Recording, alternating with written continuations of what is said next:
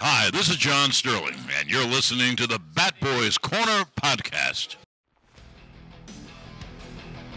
What's going on, guys, and welcome to episode number 10 of the Bat Boys Corner podcast. I'm Billy Pinckney, coming at you from the Bat Boys Corner studios in Little Falls, New Jersey. Today we have an exciting episode for you as former big leaguer and current Miami Marlins pitching coach Mel Stottlemyre Jr. will be joining us on the show.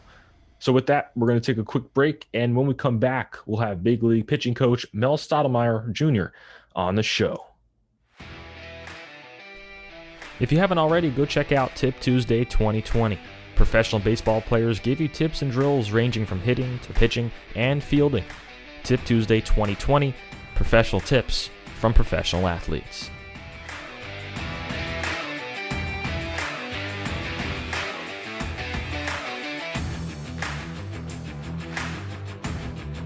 All right, we are back here on the Bat Boys Corner podcast with Miami Marlins pitching coach Mel Stottlemyre Jr. Mr. Stottlemyre, thank you for coming on.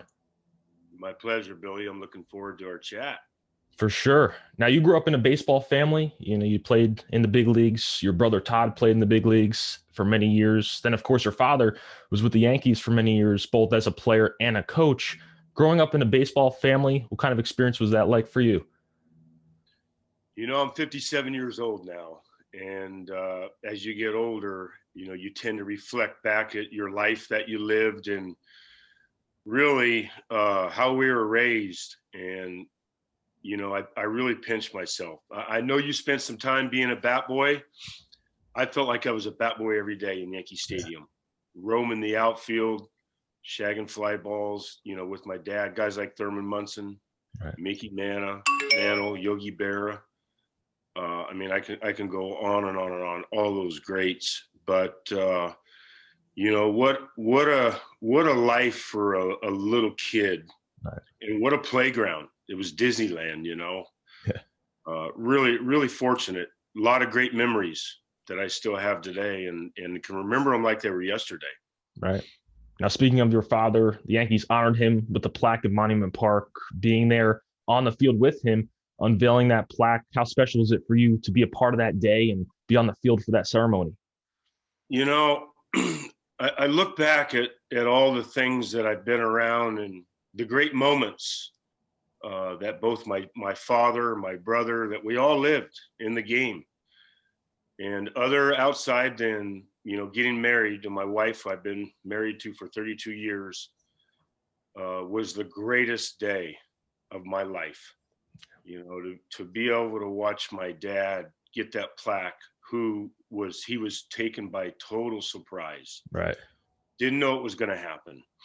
And, the Yankees were so gracious to invite the entire family, and they flew us out for what was going to be a great moment. He gave an unbelievable speech, and it's something that I'll remember. And I know my kids and my family will the rest of our life. Just, that whole day was super special. The people in New York were really so gracious and unbelievable to my dad and our family and the Steinbrenner family, and it's special. I don't think I'll ever top it.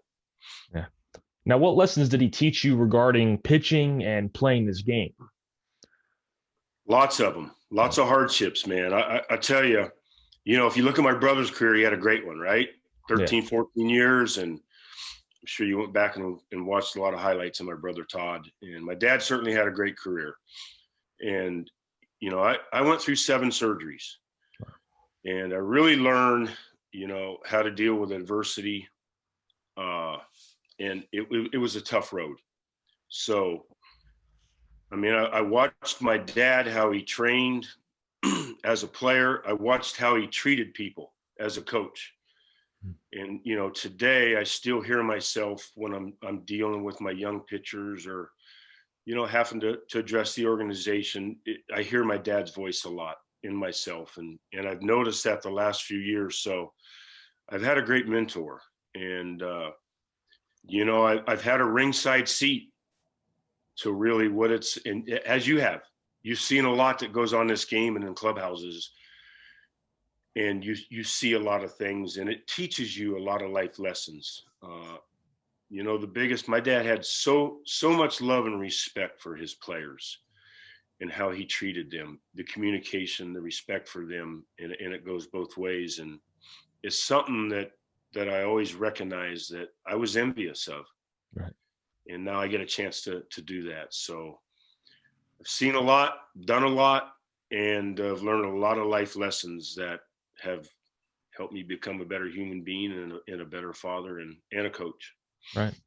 Now, you played in the big leagues for a season with the Royals. When was it that you realized that you were going to follow your father's footsteps and become a coach? Billy, our entire life growing up around the game, we always had a baseball uniform on. And, I think our dad, he knew that, that we had a talent and that we were going to have a chance.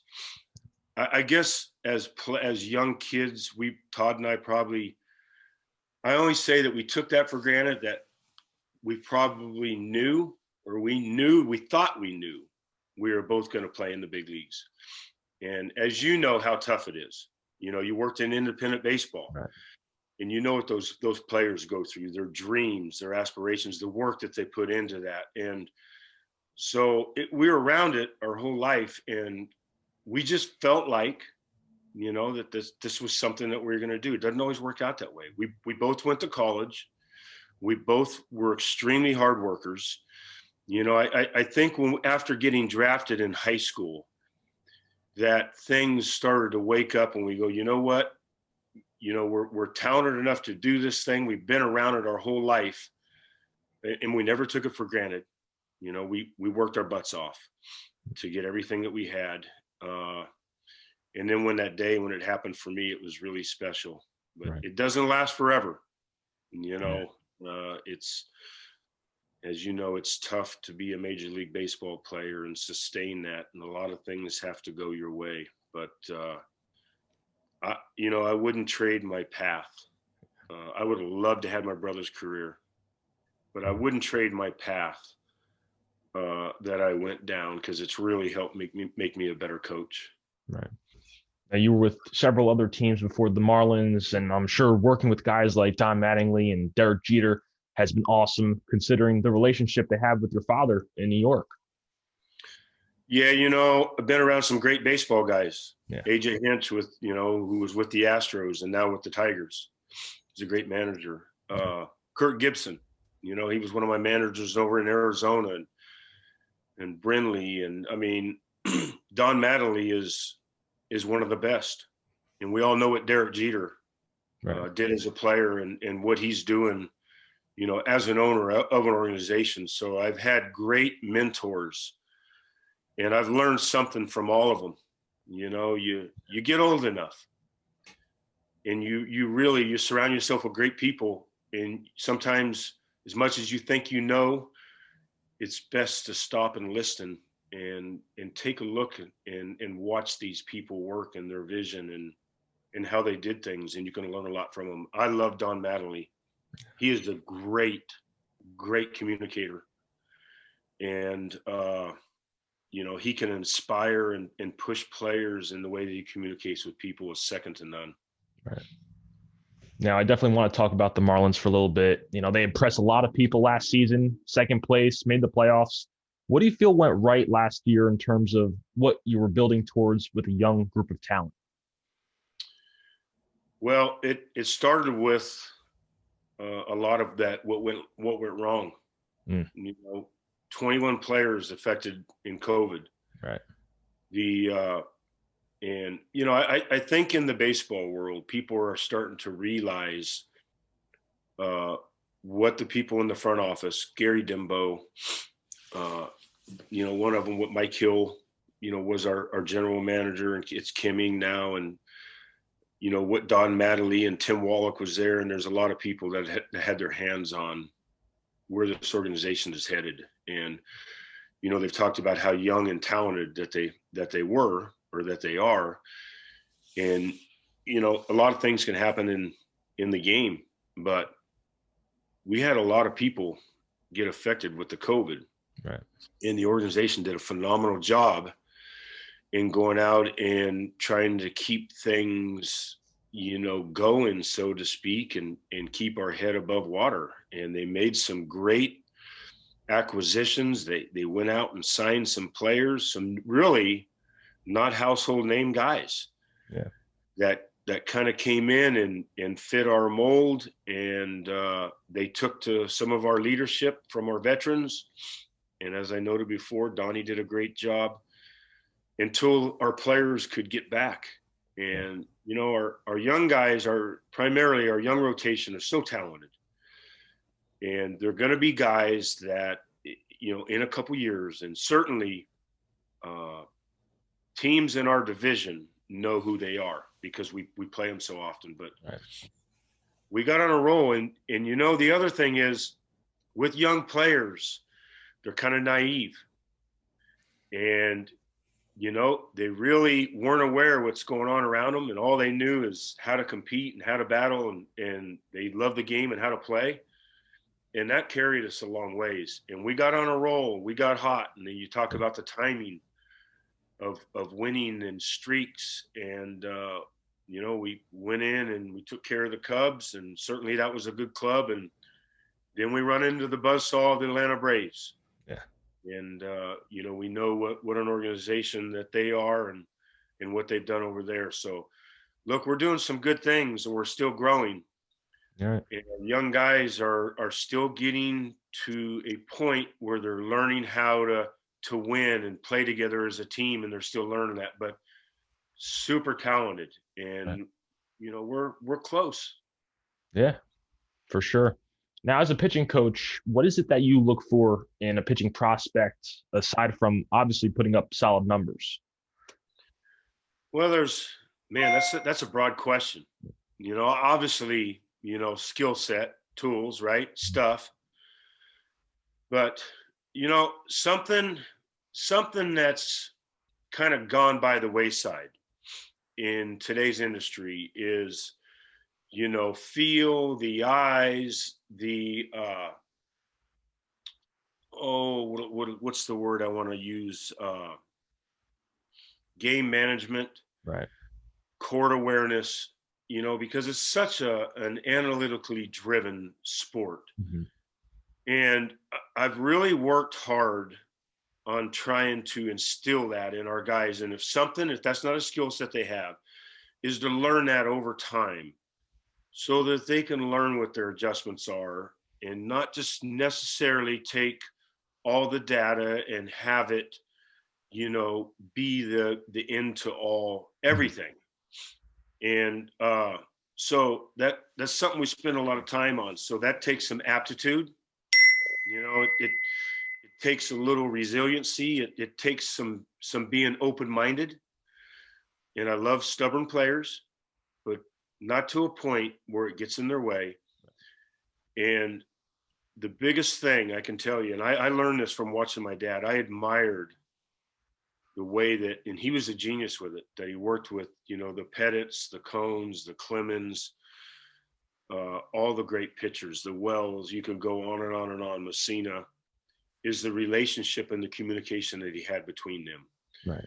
And it's hard to get inside and get that trust from players. Mm-hmm. And so you have to take a step back and you have to let them know, hey, I'm in your corner. Right. I work for you and I'm going to give you everything that I have. And, and then of course the skill set and the tools. So our organization's doing a really good job. The pitching coaches we've brought in, the balance between the analytics and the in-depth conversations and how we want to build this, platform of developing our pitchers in the organization, it's starting to work. Right.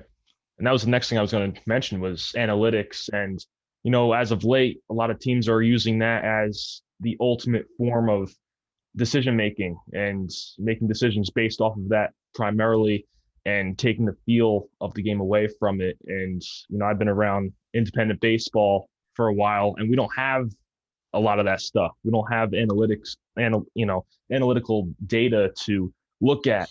And so managers have to make decisions based off of how they feel, of how the game's going, what direction it's moving in. So, and I think in a way it's nicer. It's more organic.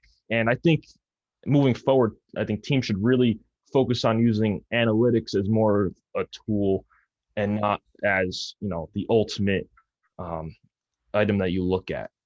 So we'll see.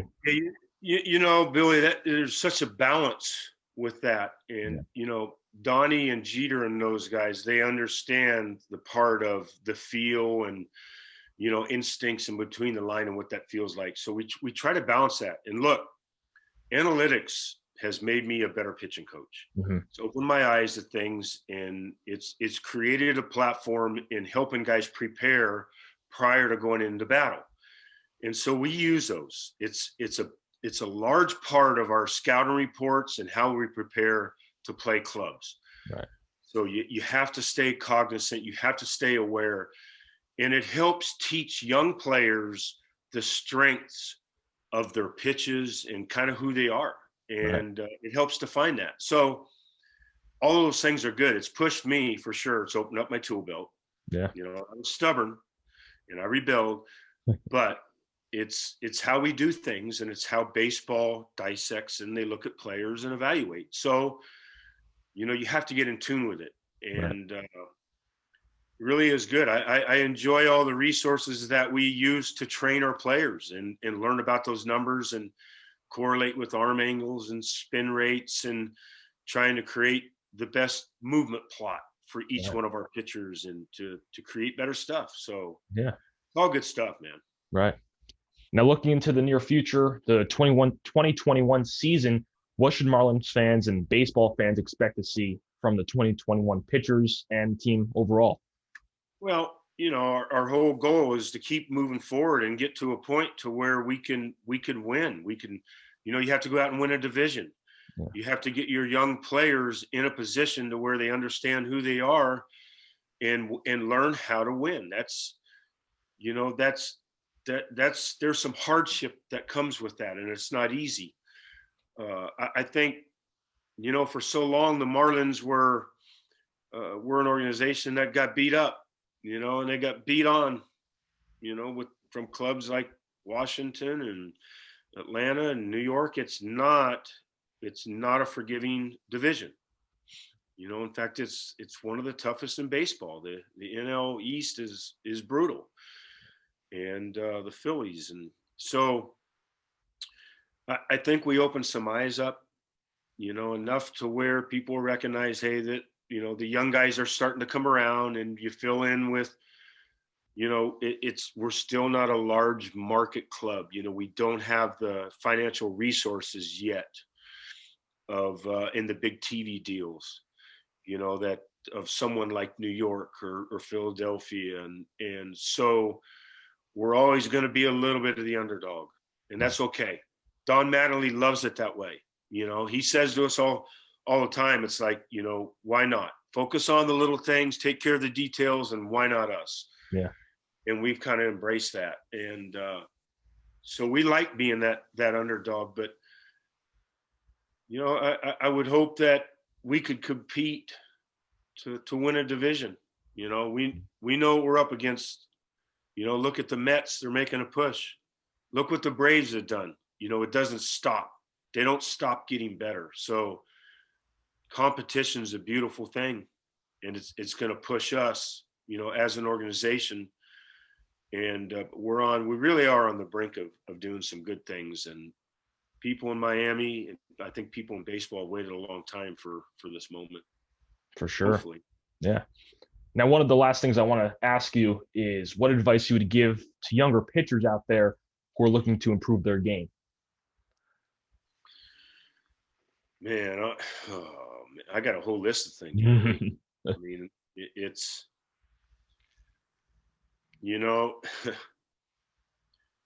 I had the best, right? My dad. And I've taken time and I've written since he's passed. I've written down so many things that along the way that I felt like that were important that I could pass on to my pitchers. I don't ever want those things to go away. Right. And I can tell you, it's a long, grueling, ruthless road to the top, and some people never achieve that status of being at the top, but they could still be good pitchers. And he always told me two things, and it's never left.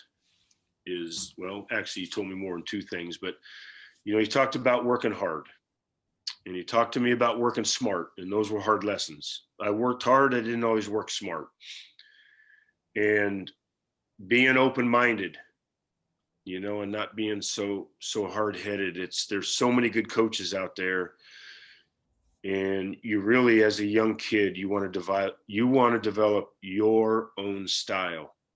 And there is not one way to train all of your pitchers. There's not one way to communicate, So from a player's standpoint, I always looked at, I had great coaches and mentors. I tried to take something from each one of them. And man, there's so many. That's such a broad. I could go into so many different things, and it takes so much, and I learned so much to be able to pass on, hopefully, to my guys. But I know when I work with my guys, they know that I'm very serious about my trade and trying to get them to great places and to achieve greatness. And man, it's work. Yeah. Nothing comes easy. You've been in this. I went back and I watched your kind of where you've come from and how you've evolved, and it hasn't come easy. No. And there's no doubt, you tried beating some doors down and you probably got pushed away, and little Billy the bat boy, here you are. Say you've worked your butt off, right? Right. You surround yourself with some good people, and you've listened, and you've opened your eyes and made some adjustments along the way. Right. That's what we do in life. Absolutely. Now, that's a long-winded answer. I'm sorry. Yeah, that's fine. To follow up on that, and with the younger athletes, there's so many kids who are a bit overwhelmed with all of the data that's available to them and these travel teams and showcases. And more times than not, parents have no clue what they're doing, and they're buying into all these travel teams and programs that are businesses and trying to take advantage of them. And as someone who has been there and knows what it takes to be successful at the top, what would you recommend as the proper way to handle these situations as a parent in youth baseball? Well, I got to be careful. Yeah. I have to be careful. I've spoke at college conventions, and I've said things in the past that probably rub people wrong. Mm. And I only said those things out of experience and what I know, and what I know is from experience, right? Being at all the levels. So look, those things are wonderful tools. I was in the baseball camp business with my dad for a lot of years, where it was a business, but I ran that out of the love of trying to want to get people better and caring for people. So I know that other people sometimes have other intentions, and the travel programs are wonderful, but sometimes there's other motive. And I hate to see kids get burnt out. I love the fact that they stay active and that they love the game. And I just hope and wish that every kid is doing that for the sake of the love of the game and not for the parent, or the coach. So you really have to, and as a parent, it is tough because you put your trust in these programs and coaches. But look, here's the fact. The matter is, players are getting more recognized because of the programs that are out there. And that if you have some talent, you can't help but not get noticed and seen. So for those programs and for those reasons, I like them for players.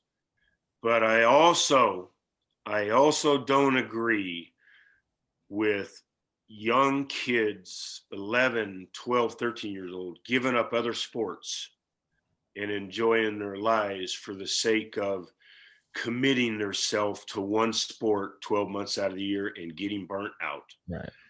And they have a tendency to, lose that drive and play for other reasons other than loving the game of baseball. Mm-hmm. And, it's it's a balance. I Yeah. still want to see them play the other sports. Yeah. You know? And it's demanding. It's really becoming demanding and competitive. And sometimes I feel bad for the kids. Mhm. I'm not sure that, it's always there for them, that platform for them more than it is for other people. Right. And we see a lot of kids who are getting hurt a lot because they're playing all year round or many months out of the year, not really taking much of a off season off at all. And, they have to kind of recognize that it's not worth going through all of that in terms of playing all year round, when you're looking at a more of a long-term goal and want to preserve your arm. And sometimes people know you have a good arm and they want to take advantage of it, and they're not the ones who are, playing, they just want to win at these super young levels. And that's more of the time to play and develop as a player and learn more about the game. Yeah, winning's a beautiful thing, and I believe that players should play to win, right? Yeah. But not at all costs. And you hit it on the head. I'm so lucky, so fortunate that, my dad was an ex-player and had a long career doing it, and was smart enough to know that the way that my brother and I were brought up and how much we threw and what we did in the off seasons, that it was going to get done the right way. And not all parents are privileged to that. So they got to put the trust into coaches. But that's something that coaches need to take a long look and have an understanding of, that threshold and what kids go through on a year-round basis. Mm-hmm.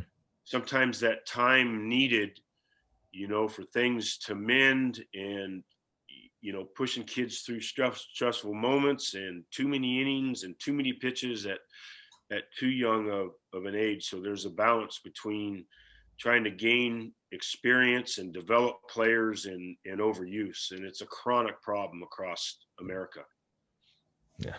Before I let you go, you also have a fishing business that we were talking about right before this. You want to tell the viewers more about that and where they could find out more about what you do? Yeah, we have so my dad and I started a fishing business, born and raised in the Pacific Northwest. Used to fish as a kid when I was in Yankee Stadium. I fished with Mickey Mantle, Wow. Yogi Berra, Dick Hauser. Something, coaches seem to do coaches and players in their off seasons and off days. So something I did my entire life. And my dad and I started a business a long time ago. Started out with one guide. We're up to 8. We fish in Oregon, Idaho, and Washington. Our website is www.fishstotts.com.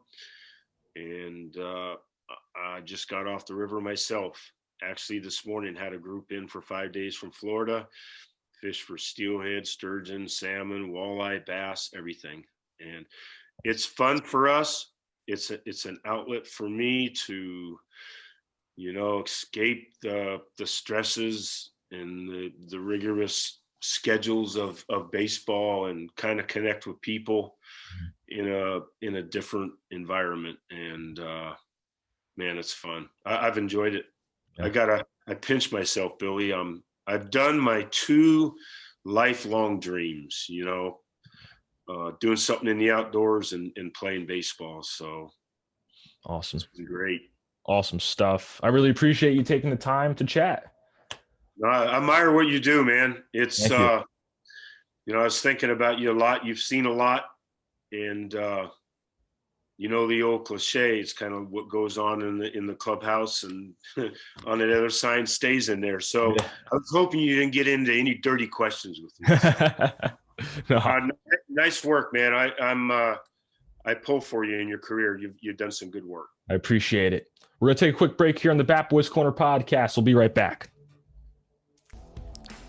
Bat Boy Productions is a brand new production company designed to create videos for local sports teams, businesses, and townships.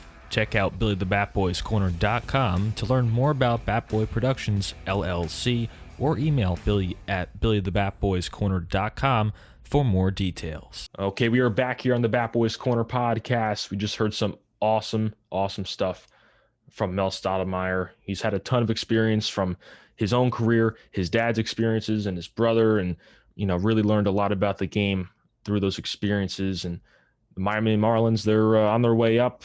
They made the playoffs last year. They're making a push in the NL East, so look out for them.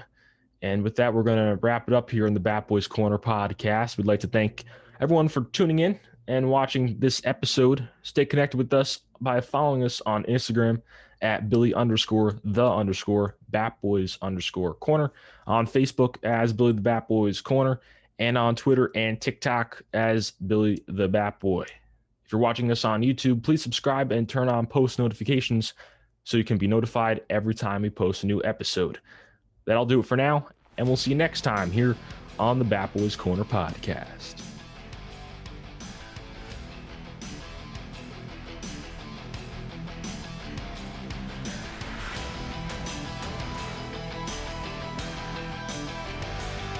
Hi, this is John Sterling, and you're listening to the Bat Boys Corner podcast.